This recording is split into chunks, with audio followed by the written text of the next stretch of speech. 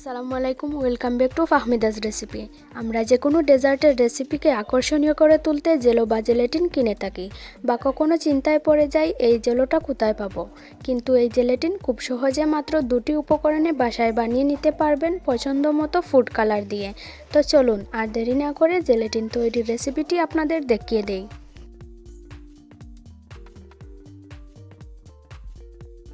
এই জেলেটিন তৈরি করার জন্য এখানে আমি 1 চা চামচ আগার আগার পাউডার নিয়েছি। এই আগার আগার পাউডারটা আপনারা যে কোনো বড় শপিং মলে পেয়ে যাবেন।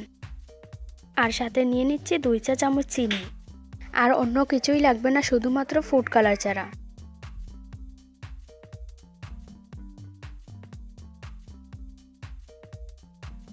প্রথমে আমি একটি প্যানে 1 কাপ পরিমাণ পানি নিয়েছি। পানি নেওয়ার পর আমি পানির মধ্যে দিয়ে দিচ্ছি 2 চা চামচ চিনি আর দিয়ে দিচ্ছি 1 চা চামচ আগার আগার পাউডার। এই দুই উপকরণ দেওয়ার পর আমি একটি স্প্যাচুলা দিয়ে ভালোভাবে নেড়েচেড়ে 1.5 থেকে 2 মিনিটের মতো চুলার আঁচে জাল করে নেব। চেষ্টা করবেন আগার আগার পাউডার দিয়ে সাথে সাথে নেড়ে দেওয়ার। আর আমি ভুল করে এখানে আগার আগার পাউডারটা ঠান্ডা পানি দিয়ে গুলিয়ে না নিয়েই পুরো অবস্থায় তাকায় দিয়ে দিয়েছি।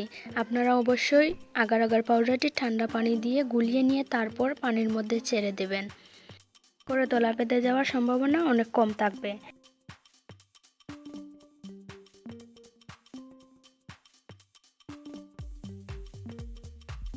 এই জেলেটিন আমি চুলা থেকে নামিয়ে নিয়েছি আর সাথে সাথে একটি বাটিতে ঢেলে নিচ্ছি। এবার আমি কিছুটা পরিমাণ নীল রং এর মধ্যে অ্যাড করে দিচ্ছি। আপনারা আপনাদের ইচ্ছে মতো রং দিয়ে এখানে কালারিং করে নিতে পারেন।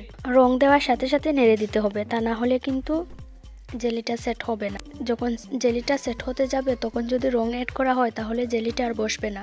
তাই চেষ্টা করবেন চুলা থেকে নামানোর সাথে সাথেই রংটা অ্যাড করে দিতে। এবার আমি ফ্রিজের নর্মাল টেম্পারে 10 মিনিটের জন্য রেখে দিচ্ছি। 10 মিনিট পর ফ্রিজ থেকে বের করে নিয়েছি। এবার আমি একটি ছুরি দিয়ে কিউব করে কেটে নিচ্ছি। আপনারা হয়তো দেখেই বুঝতে পারছেন এই জেলোটা বা জেলেটিন কতটা সুন্দর ও পারফেক্ট হয়েছে।